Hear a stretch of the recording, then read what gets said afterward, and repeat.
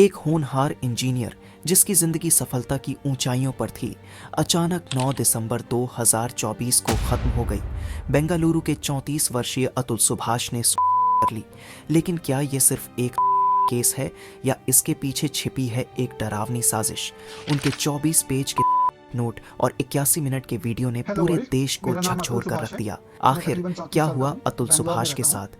चलिए इस कहानी के हर पहलू और हर राज को खोलते हैं। अतुल सुभाष ने एक सामान्य परिवार से निकलकर इंजीनियरिंग की पढ़ाई की और अपनी मेहनत के दम पर बेंगलुरु में एक प्रतिष्ठित कंपनी में सीनियर पोजीशन तक पहुंचे। उनके सहकर्मी और जानने वाले उन्हें एक ईमानदार, मेहनती और खुशमिजाज इंसान के रूप में जानते थे। 2019 में उन्होंने निकिता सिंघानिया से शादी की।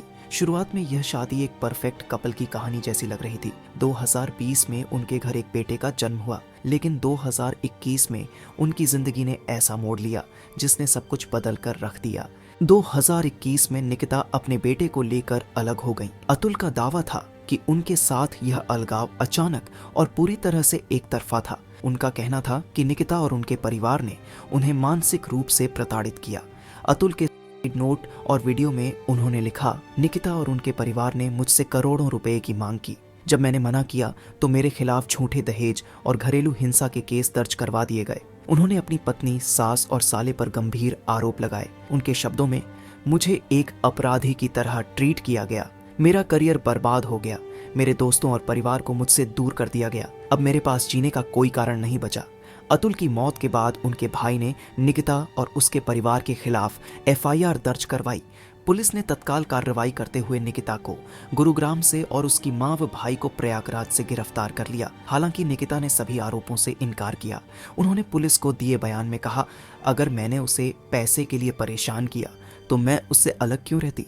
ये सब एक साजिश है। इस केस ने पूरे देश में एक नई बहस छेड़ दी है। क्या दहेज और घरेलू हिंसा के कानूनों का दुरुपयोग हो रहा है? कई लोगों का मानना है कि महिलाओं की सुरक्षा के लिए बने ये कानून कई बार पुरुषों को झूठे आरोपों में फंसाने का हथियार बन जाते हैं। क्या अतुल की मानसिक स्थिति को गंभीरता से नहीं लिया गया? एक ऐसा कदम है जिसे कोई भी व्यक्ति तब उठाता है जब वह पूरी तरह से टूट चुका होता है। क्या अतुल को समय पर मदद नहीं मिली? क्या यह कहानी अधूरी है? निकिता के बयान और उनके परिवार की ओर से लगाए गए आरोप भी इस कहानी को एक नया मोड़ देते हैं। यह मामला सोशल मीडिया पर चर्चा का केंद्र बन गया है। कुछ लोग निकिता को दोषी ठहरा रहे हैं और अतुल के लिए न्याय की मांग कर रहे हैं। वहीं कुछ का कहना है कि यह मामला सिर्फ कानूनी लड़ाई का एक हिस्सा है और हर कहानी के दो पहलू होते हैं। हमारे कानून और उनके दुरुपयोग का सवाल। ये केस एक बड़ा सवाल खड़ा करता है।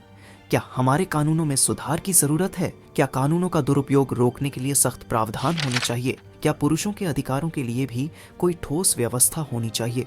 अतुल सुभाष की दुखद मौत हमें यह सिखाती है कि रिश्तों और कानूनों का संतुलन बनाए रखना कितना जरूरी है। ये केस एक चेतावनी है कि किसी भी रिश्ते में तनाव को अनदेखा नहीं करना चाहिए। अगर आप या आपका कोई परिचित मानसिक तनाव से गुजर रहा है तो तुरंत मदद लें। याद रखें, हर समस्या का समाधान है।